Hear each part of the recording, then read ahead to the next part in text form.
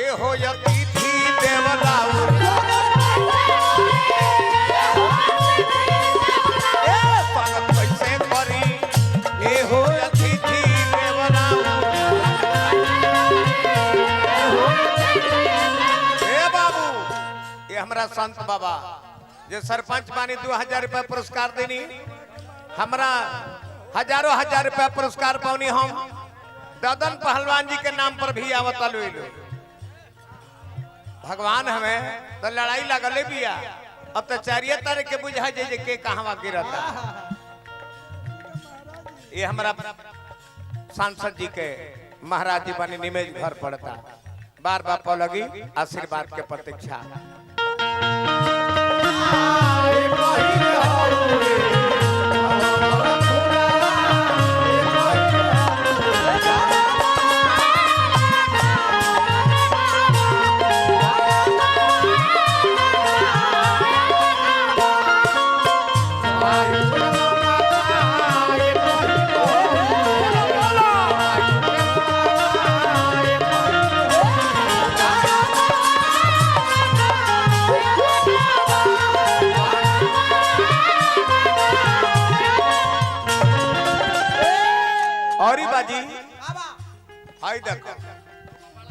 रौरा बड़का आदमी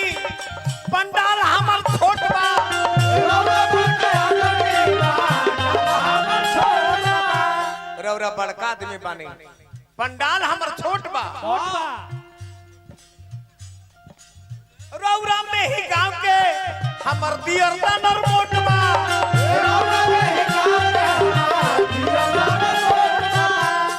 रौरा में ही गांव के बानी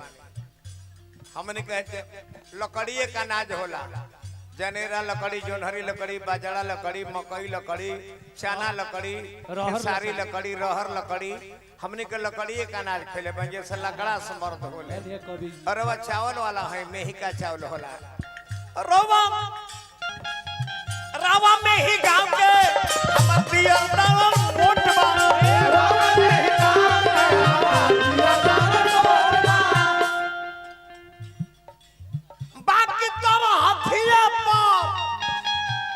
बाकी हमने के रवा के तरहथी पर राखब जा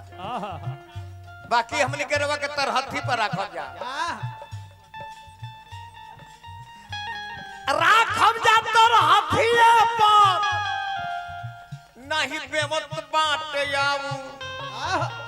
तो स्वागत कैसे करी ए हो अतिथि देवलाऊ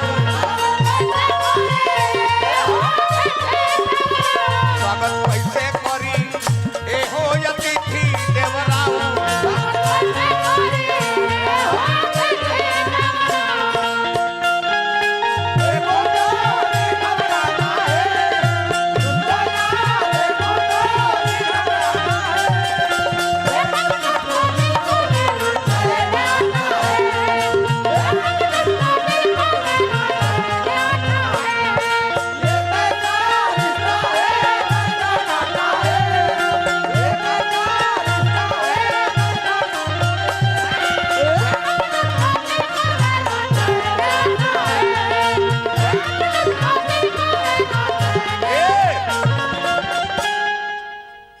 तेंजरान ओझा मुन्ना ओझा संत कुमार ओझा पूर्व सरपंच मुन्ना ओझा विनोद राय जी दुर्गा चरण बाबा पूर्व प्रमुख ब्रह्मपुर वर्तमान प्रमुख अभी बानी बाबा अच्छा विश्वास कुल पर रहा है हम जन्य है ये नीरज पाठक जी सिमरी प्रखंड प्रमुख दुर्गा चरण मिश्र ब्रह्मपुर प्रखंड प्रमुख हजारों हजार रुपया पुरस्कार मिलल हमरा के दुर्गा बाबा के भी बार बार लगी आशीर्वाद के प्रतीक्षा नीरज पाठक मिथिलेश तिवारी के सजन से पुरस्कार हजारों हजार रुपया आई हमारा तरफ से बार बार हे काशीनाथ बाबा ऐसा ही कृपा बना के अपने गांव में रचल रही इतिहास रावर नाम के इतिहास बनी है गांव में रावर नाम के इतिहास बनी बाकी भाव जा लागल करी सत्कार खातिर कवन बा जरूरत कैसे अभिनंदन करी शब्द नहीं खेचुरा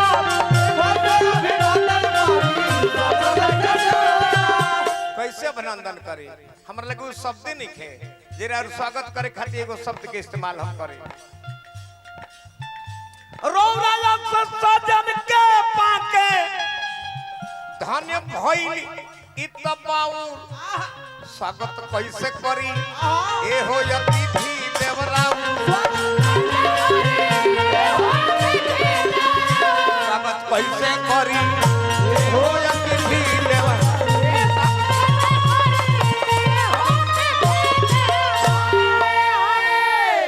दुर्गा चरण मिश्र ब्रह्मपुर ब्लॉक प्रमुख हजारों हजार रुपया पुरस्कार देनी बार बार प्रणाम हार्दिक अभिनंदन शुभकामना बाबू धन्यवाद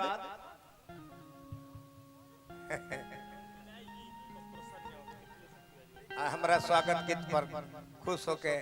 हमारा मिथिलेश बाबा के समर्थक बक्सर लोकसभा सांसद प्रतिनिधि भाजपा प्रत्याशी प्रतिनिधि ना प्रत्याशी श्रीमान मिथिलेश तिवारी जी के प्रशंसक वोटर हजारों हजार रुपया ना 10,000 रुपया दिहल हमारा तरफ से हार्दिक अभिनंदन शुभकामना बा अभी जाई मत 2 मिनट रोक के जाई 2 मिनट रोक के 2 मिनट खाली कि रही आबाद रही मिथिलेश जी जिंदाबाद रही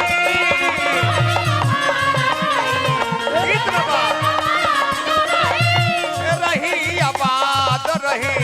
मिथिलेश जी जिंदाबाद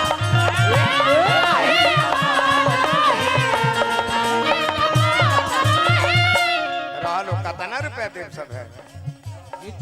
मिथिलेश तिवारी के नाम पर हमरा हैट्रिक बाबा तेंजरान ओझा जी जे 3-3 4-4 बार मुखा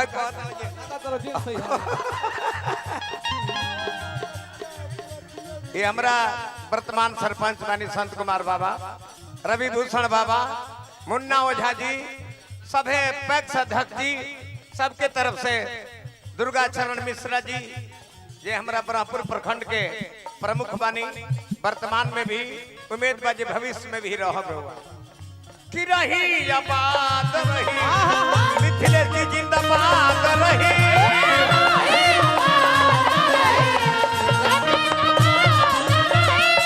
रही आबाद रही मिथिलेश जी जिंदाबाद रहे दिल्ली तक जाई दौड़ के रौर घोड़ा रौरा घोड़ा के केहू ना लाई जोड़ा ए धन धन्यवाद रही हमेशा जिंदाबाद रही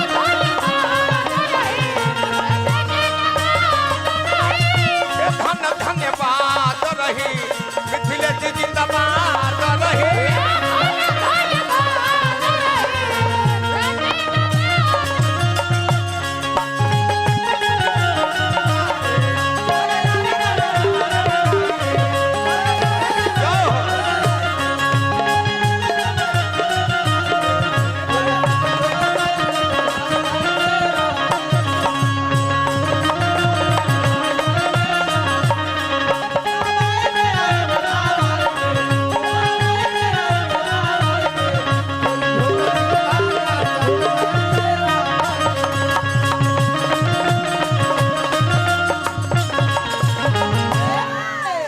देखी तो हमारा ददन पहलवान जी के समर्थक आ गए बानी अमरीश कुंवर जी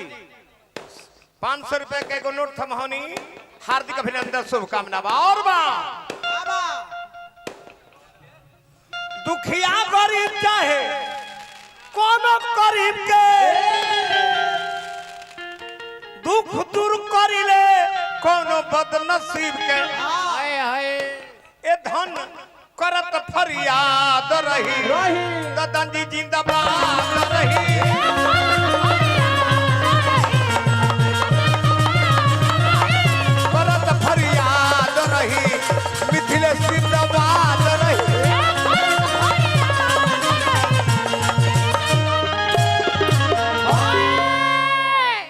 ले हमार स्वागत गीत रहला रवो गाली धन्यवाद स्वागत गीत गाली पे जी रवो गाली कमलेश देहांती जी देखी था दुर्गा चरण बाबा